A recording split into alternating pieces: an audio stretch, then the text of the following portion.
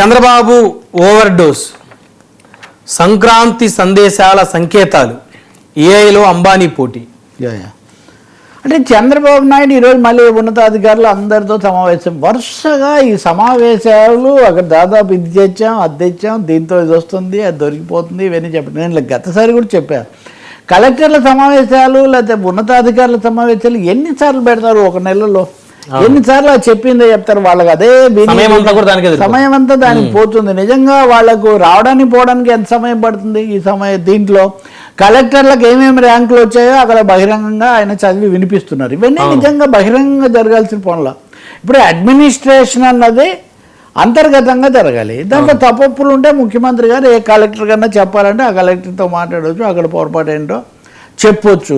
ఇంకోటి అన్నిసార్లు పెట్టి ఈజ్ ఆఫ్ డూయింగ్ బిజినెస్, పీపీపీలను సమర్థించడం ఇదే వాళ్ళకి చెప్తున్నారు. ఈరోజు అయితే కనుక నితిన్ గడ్కరీ బెంగళూరు విజయవాడ హైవే దానికి సంబంధించి 4 రికార్డులు సాధించారు, జాతీయ రికార్డులు. ఇంకా దీంతో అసలు అయిపోయింది, ఎక్కడికో వెళ్ళిపోయాం అన్న లెవెల్లో మాట్లాడుతున్నారు. నిజంగా ఇప్పటికి ఎన్ని కట్టారు?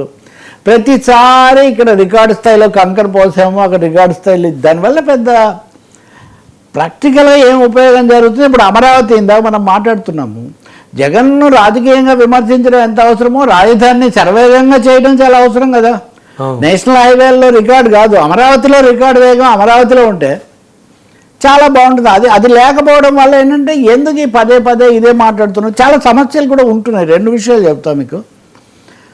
ఒకటి రాయచోటి ఉదాహరణకు ఆయన మంత్రి రాంప్రసాద్ మదనపల్లికి రాయచోటి నుంచి హెడ్ క్వార్టర్ మార్చారు, అన్నమయ్య జిల్లాది. అసలు అన్నమయ్య జిల్లాను మార్చేసి మదనపల్లి పెడతామని చాలా సంకేతాలు పంపించారు. రాంప్రసాద్ తన నియోజకవర్గంలో ప్రతిజ్ఞలు చేశారు, హెచ్చరికలు, సవాళ్లు విసిరారు మీడియాకు.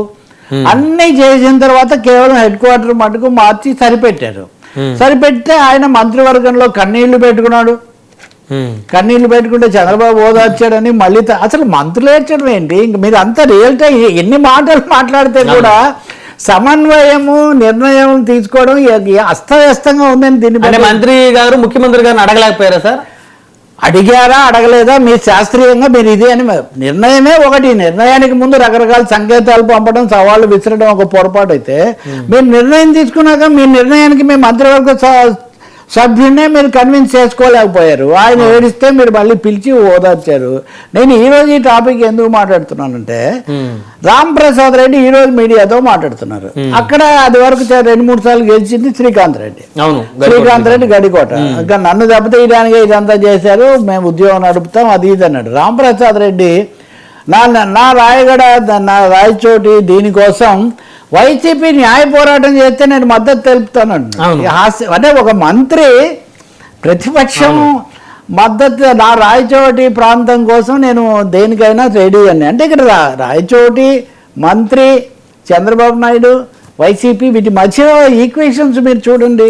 మరి నిజంగా అంత బ్రహ్మాండంగా రియల్ టైం గవర్నెన్స్ సరైన నిర్ణయాలు అయితే ఇంత గజిబిజి ఎందుకు వస్తుంది? మంత్రి రాష్ట్రానికి ఏ కారణం మీదైనా నేను న్యాయ పోరాటం చేస్తామంటే మీరు న్యాయం అనుకుంటే న్యాయము, కాదనుకుంటే కాదనండి. మీరే మాట్లాడండి. వాళ్ళు మాట్లాడితే మీరు మద్దతు తెలపడం అంటే తికమక గజిబిజి ఎంత ఉంది అనేది తెలుస్తుంది. రెండోది ఏఐ, ఆర్టిఫిషియల్ ఇంటెలిజెన్స్.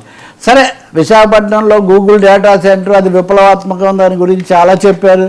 అసలు భారతదేశంలోనే ఇది చాలా పెద్దది అన్నారు. ఇది ఎంత జరిగింది? నిన్న గుజరాత్లో వైబ్రెంట్ గుజరాత్ సదస్సు జరిగింది. ముఖేష్ అంబానీ అక్కడ మాట్లాడుతూ మోడీని పొగిడారు, ఇదంతా బాగానే ఉంది. కానీ భారతదేశంలో అతి పెద్దదైన ఏఐ సెంటర్ మేము గుజరాత్లో పెడతాను నేను, దానికి ఇదిగో ఇన్ని లక్షల కోట్ల రూపాయలు నేను వెచ్చిస్తూ ఉన్నాను, భారతదేశం మనకి మొత్తానికి గుజరాత్ నుంచి సందేశం వెళ్తుంది. మీరు ఒకటి గుర్తించండి, విశాఖలో పెడుతుంది అదానీ పేరు చెప్పకుండా గూగుల్ అంతవరకే చెప్పారు.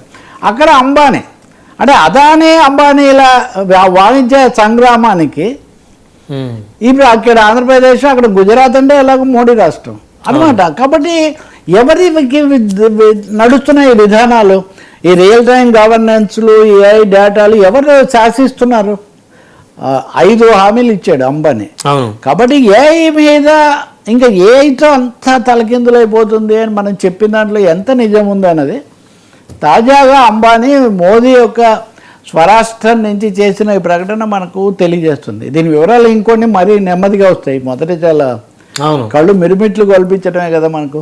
కాబట్టి చంద్రబాబు నాయుడు గారు కూడా అదే పనిగా నిరంతరం ఏదో బోధపోసి నిరంతరం ఏదో పంపింగ్ చేస్తామనే దాని నుంచి కంటే కొంచెం వాస్తవికంగా చేయాల్సిన అవసరం ఉంది. మరి